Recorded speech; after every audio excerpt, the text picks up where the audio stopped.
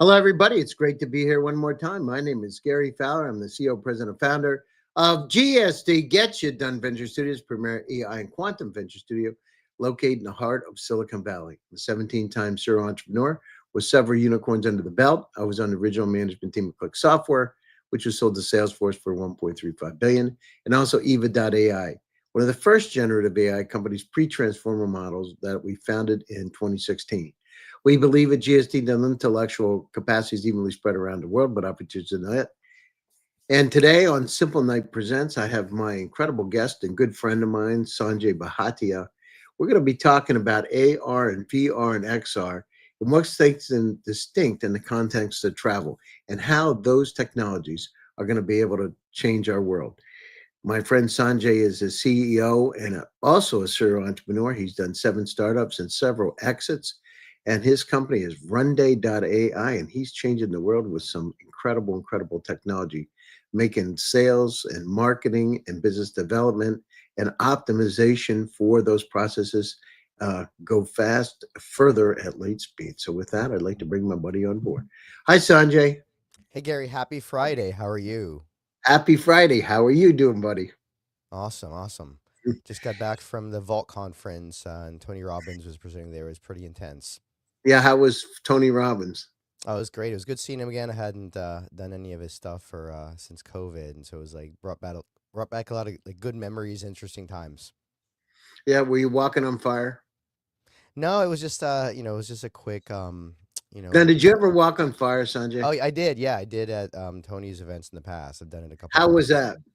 It's good. The first time it was up in New Jersey, and it was like the night of fire and ice. Because it was like freezing cold. They had this big field for us to do it in, and then it was so cold, like the wind chill was like dangerous, and so they converted the parking lot into like this place, and so it was like, literally coals and fires everywhere. Now, It was can you stand still and look around while you're standing on those coals, or what's the secret of not burning your feet? That's the thing not to do. It's a state thing, right? So your body kind of knows how to handle pain, how to handle these situations, right? It's just letting your body's natural intuition do its thing and not overanalyze, not be in this kind of state where you're not in the right flow. And so I mean, your body's just going to do it. It's just sort of getting your head out of the way. And Now, what some about people. do your feet start smoking like you got some brisket on the thing, or what is it like? No, no, your body's designed. I mean, people live in the desert, right? So they walk through the equivalent temperatures of the sand, so our bodies can do this. It's just more our minds are, going to get us to freeze or like overanalyze, and it's all about just going through what naturally works without you having to think. Wow, that's amazing. So, how do you see AR and VR changing the way people plan trips? We travel, we have these incredible experiences, but how can AR and VR help us before you even book a ticket? I didn't even think it would happen this fast, but there was an important announcement that Apple made a couple of days ago. There was, of course, the iPhone 17 release, which I'll probably get one. It's about time for me. But But I'm the not hearing a most lot of changes with the iPhone 17. I've heard some critics come out and say that it didn't have that many changes compared to the 16, other than well, the price. it's a different style. Yeah, it is a different style. The Air is new, so the Air is super thin. If you want that form factor. I mean, I have a Pro Max. It's a few years old now, so it's time for an upgrade. Um, Other than that, you really have no reason to. But what really was the fundamental game changing announcement was the AirPods 3 Pros. They have some additional sound cancellation capabilities, both physical and digital, and they have a next level integration with translation. So you can be talking to somebody that's in You another mean the language AirPods 3 Pros that go in your ears? that go in your ears. Oh, They'll be that's able to amazing. they'll be able to cancel the person in front of you, and so it lowers their voice while it speaks to you in your language. So Wow, it can that's select great. it. It Are can they select. available now or are they coming out? I think you can start ordering them. If not today, this week, and then they'll be out this month. I'm But taking them on my trip to Korea. Yeah, yeah. So, you're gonna, and this is just the start, right? So now that the integration of, everyone was all about, where's the Apple AI? Where's the Apple AI? Well, this is the first version of it where, in real time, I don't know exactly how it works. I'm assuming it's on device because it's so fast, and it's not gonna necessarily require an internet connection. And so people have been talking about, what between the chip and the chip in the earbud and the chip on your phone, these things are going to work together to apply, large language models, translation, voice generation, all of these different things that for a while were very slow. I mean, you could do it, but it was sort of like, okay, you say your whole paragraph, you send it in, it converts it, it translates it, it was like a very high latency process. But I think this would be one of the first big breakthroughs of Apple Intelligence, that you're able to, while someone's talking, have it start silencing them and start speaking while they haven't even That's finished their sentence unbelievable. yet. That's like something out of Star Trek. That I mean that we'll see how much of it was marketing, but that was that's how they presented it. And so, I don't have a pair, I can't confirm yet, but if it's true, it's just one of these breakthroughs of and so it's it is generally we think of XR, VR, and AR as a visual thing. Now this is an audio use case, but I wanted to bring it up because it just happened, and it does change the world, right? It changes travel. Like you just mentioned going to Korea. Like if I've been wanting to go to Colombia, and except my high school Spanish is not that great, so this makes this possible now. Next step forward, I'm sure Meta will have this integrated into their glasses soon, because it's just gonna be. I mean, this is it's so valuable that everyone is gonna just for travel have to have this. I mean, it just opens up so many possibilities of people exploring the world, exploring different cultures, and doing it with more comfort, more confidence. Yeah, it's amazing actually. Imagine how this is going to change the world, right? Those kind of things. And how many languages does this stuff know? I don't know. I mean, most of the AIs are supporting at least 50 these days that I've seen. So I don't know how many Apple is supporting. But definitely the major languages, I'm sure Chinese, Hindi, Spanish, English, the most popular language in the world, I'm sure are supported. That's amazing. So tell me a little bit about, so what do you think try before you fly VR experiences become a standard part of travel marketing?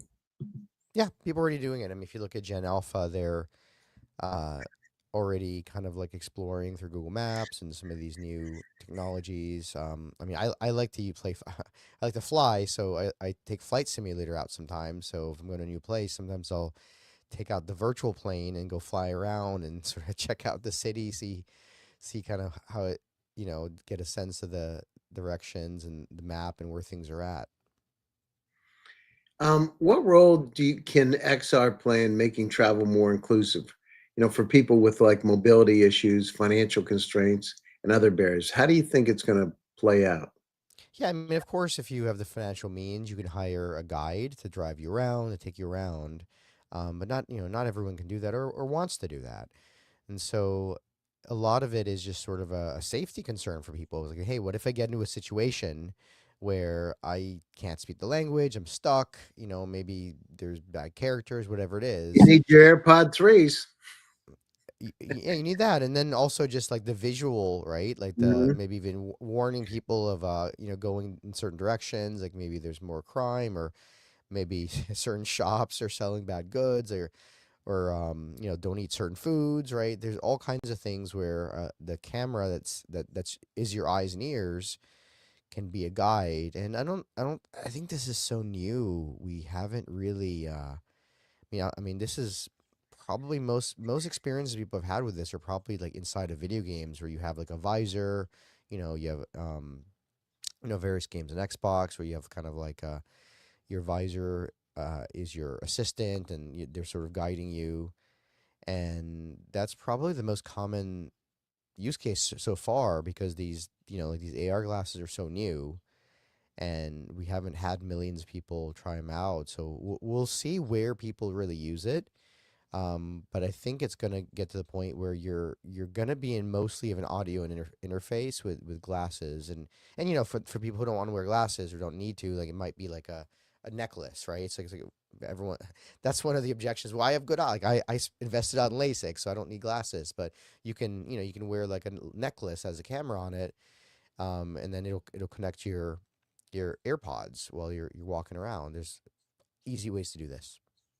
And so, do you think immersive tech as a differentiator for premium travel brands, or will it become an expectation across the board that we're going to be lift up the experience? This is all going to be one. Try Yeah, and buy, yeah, you're check yeah, it out.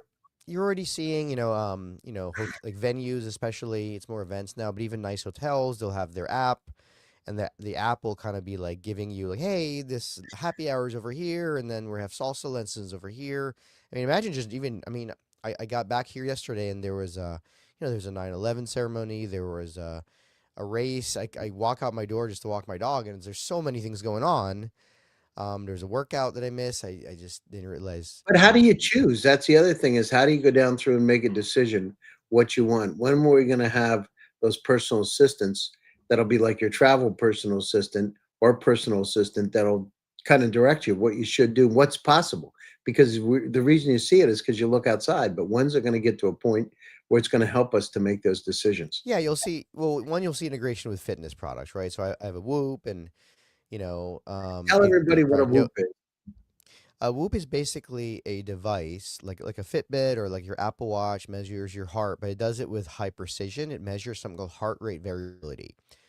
HRV is one of the strongest correlations to heart health. It's actually, you can look at this scientifically in different ways, but you could argue that it's more important than your cholesterol. And a lot of devices measure HRV. The Whoop is one of the first devices that measures it all the time. So the Apple Watch can do it, but you have to kind of I think you have to put your finger on the sensor and do it kind of very intentionally.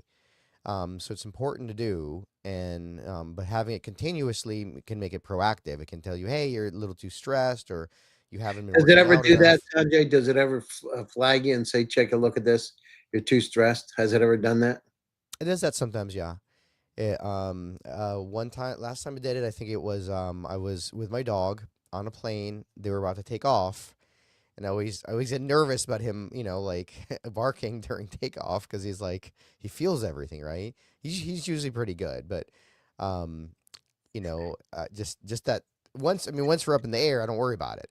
But if we're not in the air yet, it just makes me nervous, and so it sometimes it's like it warns me like, hey, you're in a high stress state, calm down.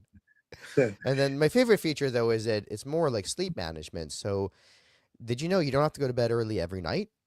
You just don't. It's certain nights you do, certain nights you don't. And And how the do you fact that it know? says What does it it do tells to you tell you? it tells you tonight go to bed at 8:30, tonight go to bed at 1 a.m. Like Now, do you listen to it? if there's not like things already scheduled, I try to, yeah. And so, it sort of does, tell you sort of that morning you're like, okay, here's how much sleep you got, here's how much more you're going to need. So in the morning you'll know that night, so you can, I guess if I do my planning early enough, I can listen to it better. But that's really game changing. Just getting enough sleep doesn't require being. It's not about being in bed. It's about getting enough restful REM sleep, the right And kind. how many hours? So on a different kind of day, what's the least amount of hours you have to sleep? And that thing tells you, hey, listen, you need 4 hours or It's 6. it's not a number of hours. It's not like clocking in, or you're paid by the hour. It's the sleep quality that it's measuring. And so because it measures sleep quality, not sleep quantity, it knows when you haven't had enough quality sleep. And maybe you're sleeping 5 hours a night, and but you're doing great. Especially if you're exercising heavily and you just collapse, and your body's just like there's no lead time, and your body's just going right into deep sleep. You may not need very much. Other times you may even go to bed early, but you know your mind's going and something's keeping you up and you're not getting great sleep. And so I think we have to get out of this number of hours thing. It just doesn't matter. I mean, yeah, there's a certain range you need. You need 5 to 10 hours of sleep every night, right? But within that range, now we can point you with a lot of precision, and you'll see. Oh, that's the other feature. Actually, the AirPods have this feature too. I don't know if they have HRV, but they have a heart rate sensor. So yeah, just The new living. AirPods. Yeah, they have a heart rate beat sensor in the AirPods. So for someone like me who likes to wear like more interesting watches and not like an Wait Apple a minute. What Watch, watch do you have it on today? I just have a like a Seiko Rainbow mod. Oh, that's a nice watch. What is that one? Yeah, it's a Japanese one. It's a Seiko. It has like the rainbow gems on Wait it. a minute. You got all these expensive watches, these Grand Seikos and everything. Why do you wear a watch like that? Oh, it's just unique. There's not that many of this model out there. I have a lot of watches. So, how does mixed reality integrate with AI and digital twins to create next level travel? How do you think? What is that going to look like? So the digital twin thing is interesting, and my last company we built digital twins more for the purpose of sizing.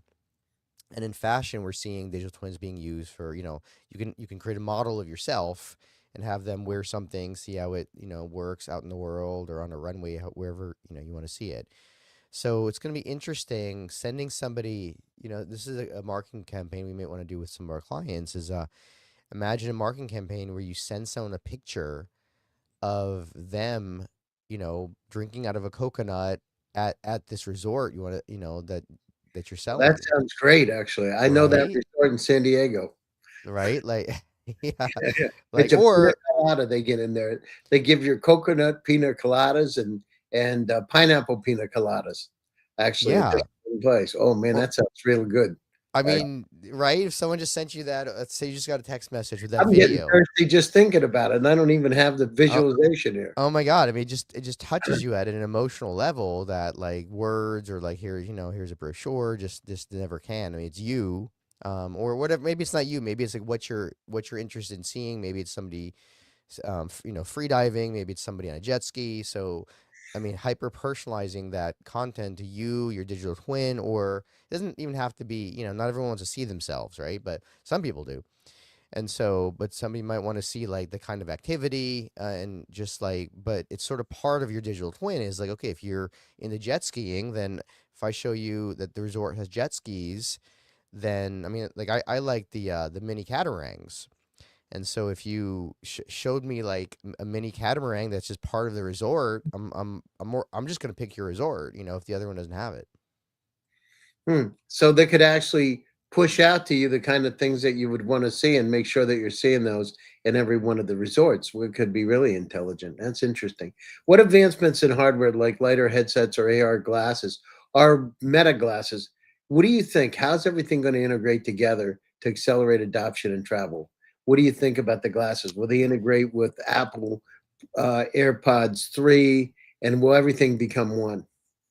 Well, I think AirPods are designed more to be used instead of glasses, so you're gonna use that. They're basically trying to bring in as many AI features as they can for people who don't want to wear the glasses or don't want to wear an Apple Watch now. So it's like, okay, you can be a watch person, wear the Apple Watch. Not everyone's going to do that. Some people might walk around with the Vision Pro. I have seen it. Like I have seen people on planes and at airports You've walking seen around them with the Vision walking Pro. around with the Vision Yeah, Pro? yeah, I've seen Why it. is Not that? a lot. Why? They just want to be on their computer while they're walking through the airport. And And can they so, see when they're looking through the Vision Pro? yeah, of course. So they're looking at what's in front of you, but they have the Vision Pro on. Yeah. Yeah, I mean that's the whole point. I mean, Apple is switching this whole liquid glass. It's a translucent experience, and then now it's gonna be every OS will be 26 instead of them all having the different numbers. You have Watch OS, iPad OS, iOS, Mac OS. It's all 26. It's all gonna have this liquid glass feel, and part of that is because they're moving more and more toward an augmented reality experience. So the people are there's rumors about the Vision Air, just like we have the iPhone Air now, right? The Air the concept works, right? So they're gonna probably have a Vision Air at some point. I don't know if that comes out this year or if that's a few years out, but it'll be just a lighter weight Vision Pro that still looks kind of like a visor, like a little But sci-fi. they're really heavy though, right? Did you get one or not? Yeah, I did. One reason I didn't get one. I did try it at the store, Hmm. and I was gonna wear it on one of our flights to California. And the reason I didn't was just it was very like I have a MetaQuest and MetaQuest has like a battery pack that I added, and so it's sort of balanced, and the weight's kind of like in the middle of your head, like the way a headset feels. So I like that feel. The Vision Pro for me, it was like putting a lot of pressure on my face Oh, I and hate my that because on your and my sinuses and stuff. sinuses. Yeah, I Yeah, hate that. It gives you a headache. yeah. So it wasn't too bad, but like to do it for a whole flight, that wasn't gonna make the flight more comfortable. It's gonna make it less comfortable. So I didn't buy it for that reason. But then the air is gonna be lighter. I mean, I don't even mind the weight so much. It's just the weight was balanced was an issue for me. And they have different straps and things, and we tried it, and none of it was right for me. But it's gonna get lighter. So the new one will be more powerful. Um, I think that the Vision Pro 2 is probably still more of a dev kit. I don't think there's enough apps out there yet for the mainstream kind of use where, for the watch or for the headset you have a lot. And then Meta, the Celeste glasses are coming out soon. They're going to be I don't know which brand it's under, but it's going to have a nicer look. Plus, it's going to have some minimal screen capacity. And for someone like me, that's probably ideal when I'm out in the world, and don't have my laptop with me. Like, just I was at Tony Robbins, and it was like they lock it down like airport security, and so you can't like go in and out. You have to go through security every time you want to come in, and so you can't leave. And so I had some calls to take, and I'm like, wow, if I just had like AR glasses where I could like see the screen and just like, every now and then just comment, or type something, and while being able to watch. I mean, that would Mhm. just be game changing, when you're at a conference, to be able to like just for 5 minutes, just be able to join a meeting and kind of contribute to something, and visually see what's going on, or whatever slide is being presented. I think just being able to see a slide, um, every now and then, that would be amazing. How do you think XR will enhance sustainability?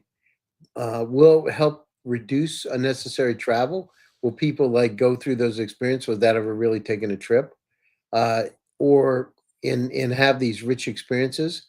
It really democratize the opportunity, or do you think it's just going to make people want to travel more? It's a good question. I mean, it's going to it's going to do both.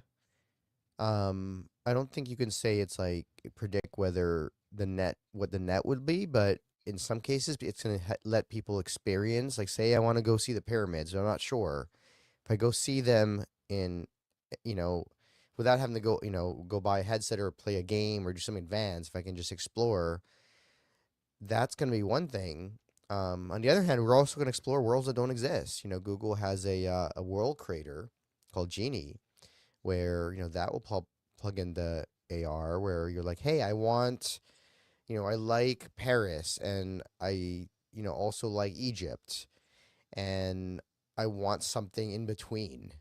Maybe I want like pyramids that are more French themed, like whatever it is, right? Or it's gonna create worlds we can explore that don't even exist as well. So it's hard to say which. I think more of both. Honestly, you're gonna have more exploration. It's gonna be like, hopefully there's not some of the negative aspects of it. It's gonna be like how social media took over, right? So people are, I've seen in my building during a spring break where people are, you saw these spring breakers. They're in the hot tub with each other, and they're all on their phone. And I thought, that to me was like a big shock. That's It's like, wild. That's unbelievable. I'd be afraid to drop my phone. Like, I wouldn't even take Yeah, my, yeah, or you hook take your my phone phone in there, there, you're screwed, right? right? But they grew up with waterproof phones.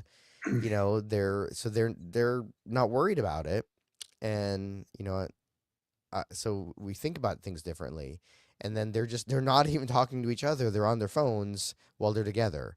So you see, there's some negative elements of it like that, where people aren't really connected to the reality. And my hope is that the kind of this next AR phase we're entering, especially with AI, it'll be a lot more, there'll be a lot more emotive and connected experiences there. And so you're You gonna know, see how you're gonna see more of everything. how do you think this immersive tech will change the speaking about those kind of experiences, the emotional side of travel, the sense of wonder, connection, and cultural exchange that happens when you travel. You're right about it. Somebody's in a hot tub. I've seen people with their phones don't even talk. I've seen them sitting at tables and everybody's got their phone and they're having lunch and they're not talking. So, what do you think's going to happen? Do you think it'll make it better, or do you think of the emotional side of it or people don't really need that anymore? They don't need to talk; they can just see things. It'll be less visual. So I think we're definitely moving into less, everyone's just kind of exhausted, our brains are fried from screen times, the birth rates are plummeting, like the screen time's gone overboard, right? So I think you're getting a lot of AI experiences already that are much more emotive through voice.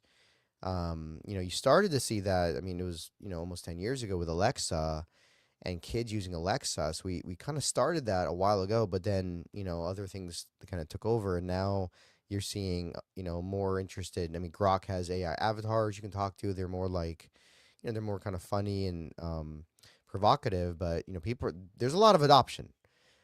And so and then the glasses, Maybe I think, those will be your travel buddies when you go. Maybe you'll just have these avatars that go with you on the trip. You don't really need to. potentially, yeah. Yeah, no, there was one use case where the family was traveling, and instead of hiring a real driver or tour guide, everyone had AR glasses and the family could see the AR guide, so all of you can see it, so that creates a whole level of reality, right, where like if we're collectively seeing the same thing, right, we're both wearing glasses, we're in real life, we're traveling, we're walking, and there's an AI character there with us, and it's kind of like if something weird happens, like, hey, your instinct's like, hey, did you just see that? Like, am I crazy, or did you? But if we're both seeing it, then then we're not crazy anymore, Maybe that becomes right? real. It's going to become real when you can share your virtual characters.